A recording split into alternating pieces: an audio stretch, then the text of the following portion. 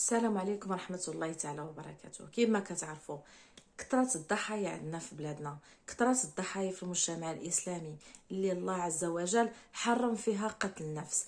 أنور، زهير، عثمان، والقائمة ولات طويلة. ردوا البال لوليداتكم، ردوا البال لوليداتنا، علموا وليداتنا، نعلموهم كاملين انه الحلال والحرام كثر من لعيب، كثر من حشومه، كثر من انك ماشي مشكل دير هادي غير ما يشوفكش جارك، ما يشوفكش عمك، ما يشوفكش شي حد من العائله، ما يشوفكش شي حد من الاصدقاء. ولكن خاصنا نعلمهم ان الله رقيب عليم سميع في كل مكان. نعلموا وليداتنا انهم يخافوا من الله كثر ما يخافوا من نظره الناس ونظره البشر. الغلط اللي حنا كبرنا فيه والغلط اللي حنا مازال كنشوفوا اجيال كتكبر فيه انهم ما بقيناش كنركزوا على العقيده ديالنا، ما بقيناش كنركزوا. نقول لكم عن تجربه، يا ريت يا ريت لو ان داكشي كيتنبع ماشي غير فقط نعرفوه في المدرسه ونعرفوه، داكشي كيكون تتكون مواضيع كتكون في البيت، كتكون في المنزل، كتكون ما بين الوالدين. ما كاينش سوجي، موضوع اللي ما يتناقشوش فيه، اللي ما تهضروش فيه، اللي ما تحكوش فيه. هضروا مع وليداتكم في جميع المواضيع، تكلموا مع وليداتكم في الحلال، في الحرام، في حشوم، في عيب. تكلموا مع وليداتكم في اي حاجه، ما تبقاوش ديروا واحد العوارض، واحد الحواجز ما بيناتكم وما بين وليداتكم في المواضيع. ما تخليوش الزنقه والشارع اللي ربي، ما تخليوش الشارع اللي علم وليداتكم، اللي علمهم الحلال ولا علمهم الحرام ولا اللي علمهم حشومه ولا اللي علمهم عيب. علموا نتوما وليداتكم اي حاجه، اي موضوع طرقوا ليه مع اطفالكم، مع اولادكم منذ الصغر.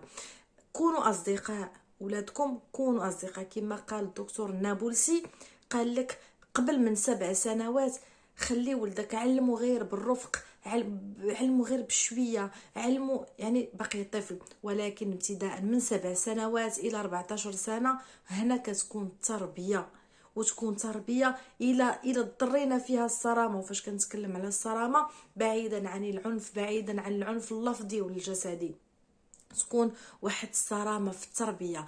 من 14 سنه فما فوق صاحبوا وليداتكم، كونوا صحابهم وكونوا صحاباتهم، باش ما تخليوش واحد الفجوه، واحد الطريق الاصدقاء السوء. علموا وليداتكم ان يرافق اللي كيخاف من الله عز وجل، لان اللي كيخاف من الله عز وجل الا بغاه غير رفقوا بالحسنى، ولا كرهوا فما غاديش يضروا.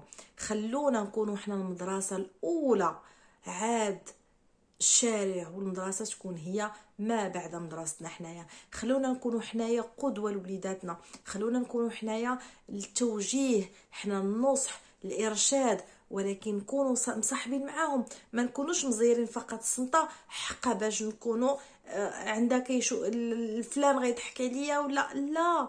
علم ولدك وفق المبادئ اللي انت بغيتيها، ماشي اللي تعلمتيها انت. تعلمتي انت غلط وكبرتي غلط، فغير من نفسك ملي تكبر باش تغير من وليداتك. الا انت تربيتي واحد التربيه اللي هي فيها غير حشومه وعيب، فملي غتكبر ما تتبعش نفس التربيه اللي تربيتيها انت. كون بتربيه اخرى مع وليداتك، علمهم خصوصا زرع في قلبهم هذا حلال وهذا حرام، اكثر من تعلمهم وتزرع فيهم العيب وحشومه. الله يخليكم، هادشي راه ما بقاش كيعجب، راه بزاف راه الافلام، راه حتى كنا كنقولوا الافلام التركيه وفيها قتل وفيها الذبح وخرجت على المجتمع، ولا دابا حتى الافلام ديالنا مغربيه ولا فيها الخيانه مع مرت عمو، ولا فيها هذا قتل هذا ذبح ولا شيء عادي. واش كتشوفوا هذا عادي؟ واش كتشوفوا هذا كينشأ واحد الجيل متوازن، كيكون واحد القدوه؟ لا حول ولا قوه الا بالله العظيم. كيفاش هاد المسلسلات وكيفاش هاد البرامج دوز في التلفازه الاسلاميه ديالنا، اللي حنا خاصنا نشئوا واحد جيل مسلم، واحد جيل كيخاف من الله عز وجل.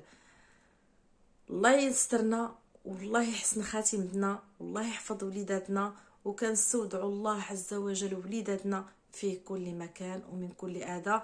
والله يحسن عوان وميمتو، والله يحسن عوان وميمتو، والله يحسن عوان وميمتو، وامه اي واحد ترزات في وليداتها.